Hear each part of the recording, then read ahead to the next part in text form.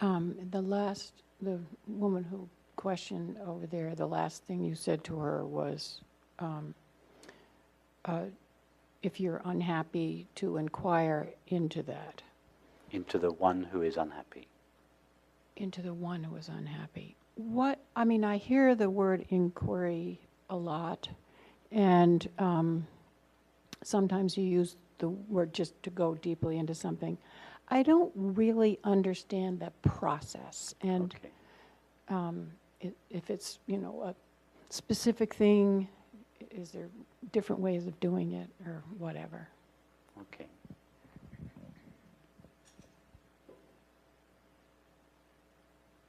So,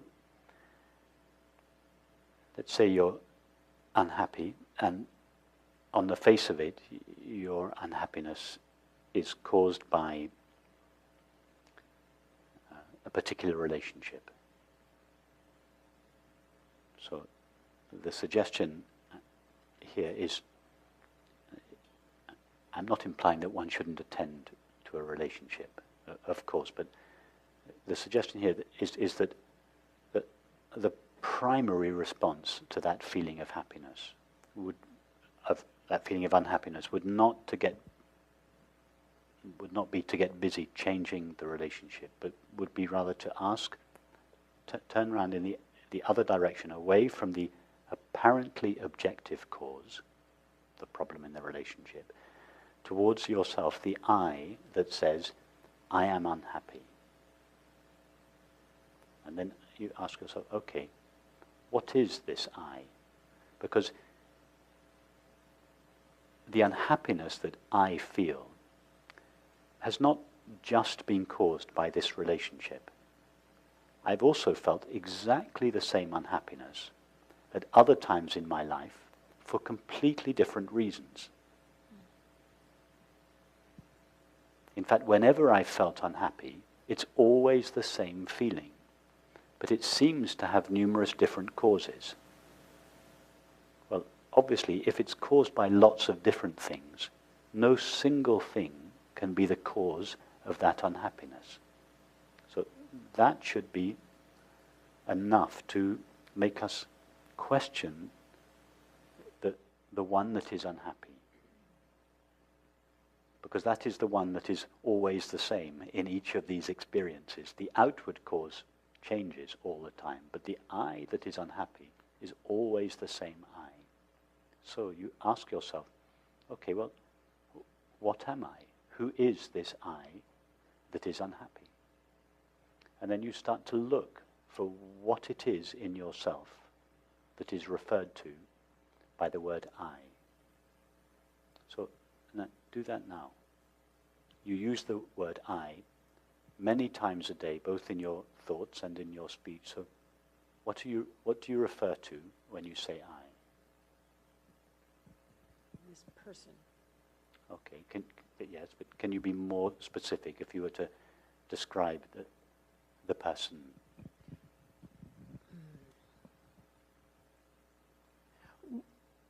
Well, this person that I identify as myself. Okay, so that would be a body, yes. a collection, a body, a collection of thoughts and memories and feelings. This. Yes. Okay, so then you start there. So I is this mixture of thoughts and images and feelings and sensations and perceptions. And then you notice, hang on a minute, my thoughts are always coming and going. But I'm not always coming and going. I'm aware of my thoughts. Oh, that's funny. I thought I was my thoughts, but actually, and then you check it out. You watch how thoughts arise and go by. You watch them go by, and you think, oh, that's, of course, I'm not made, what I essentially am is not made out of a thought. So then you take it a bit deeper. You think about your feelings. Feeling of being lonely, of being a failure, of being insecure, of not being loved, or whatever, guilt, or whatever You think, that's funny. None of these feelings remain with me all the time. They're all just passing by. They feel a little bit deeper than thoughts, but nevertheless, they still all pass by. I don't always feel lonely. I just sometimes feel lonely. That feeling, it appears, I'm aware of it, and then it disappears. But I remain. I remain behind a little bit when the feeling of, let's say, the feeling of loneliness one evening disappears. You don't have the experience, oh, a little bit of me has disappeared with it. Yeah, you just remain. So then you notice, that's interesting. I'm what I essentially am is not my feelings either. And then, what about your sensations?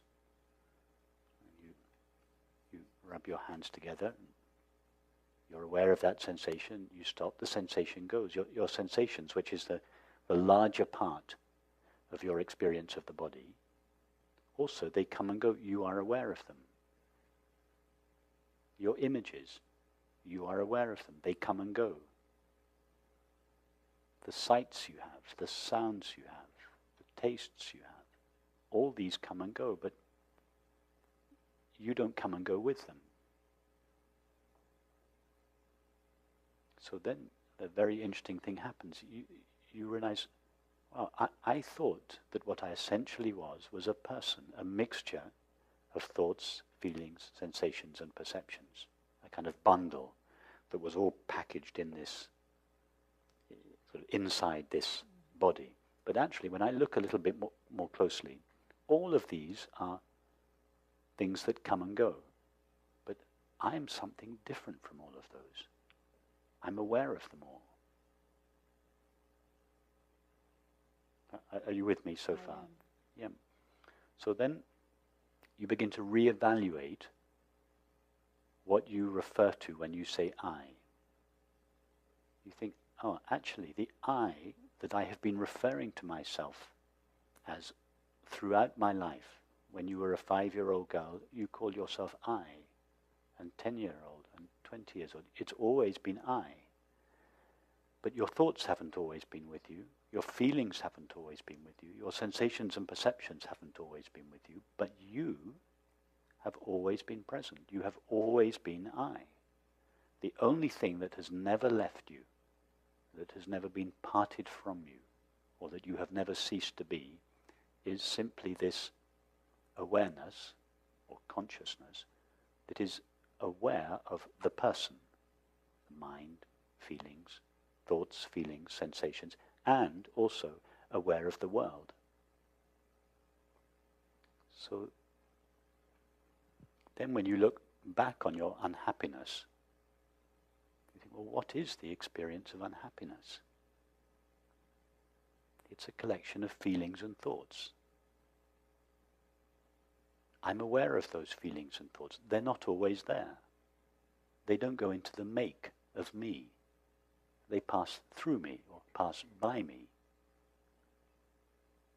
In other words, it's not I that is unhappy. I is this perfectly peaceful background of awareness through which these flow of thoughts and feelings and sensations and perceptions pass. So then we begin to get interested. Wow. I didn't realize I was that. All my life, I've just mistaken myself for a cluster of passing thoughts and feelings. And I've lived my life as if I was that. I've related to other people as if I was that. But now that I look, I'm not that. I experience that. It appears to me. But I am something that is, as it were, in the background of all of that. So then we really become interested. Wow, what is that? I hadn't noticed before. What is this aware presence that I always am, that knows my experience, but that is not itself made out of an experience, that is not itself made out of a thought, a feeling, a sensation, or a perception. So we begin to give this aware being that we have now discovered ourselves to be, we give it our attention.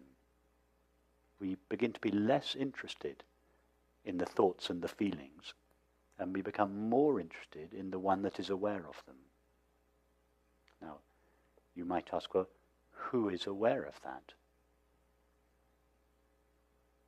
Well, it is aware of itself, because it is the one that is aware of your experience. In other words, it is this I that is aware of itself. It is, as it were, looking at itself, as opposed to looking at all the thoughts and feelings that it previously mistook itself to be.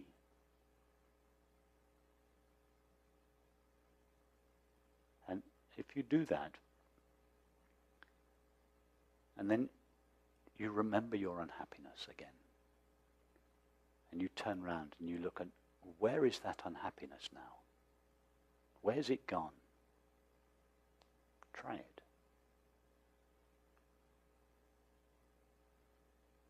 You can't find it. So if you can't find it, having undertaken this investigation, what would the cause of the unhappiness really have been? Well, I can't even imagine. The cause would have been to mistake yourself for the cluster of thoughts and feelings. Oh. Because as long as you are mistaking yourself for a cluster of thoughts and feelings and sensations, you were having unhappy relationships. And previously you always, this is just, it's just an example. Previously we thought, oh, it's all the relationships and the objects and the jobs and the homes and everything else that caused my unhappiness. But now, when I explore my experience, I find that if I go really to myself and discover what I am, and then I turn around again and look for the unhappiness, as you rightly said, you can't find it anymore. Therefore, the cause of the unhappiness was not the relationships, the situations, the activities. It was the mistaking ourselves to be this cluster of thoughts and feelings. And this gives us a taste of this discovery of the cause of unhappiness, gives us the hint as to where true happiness lies.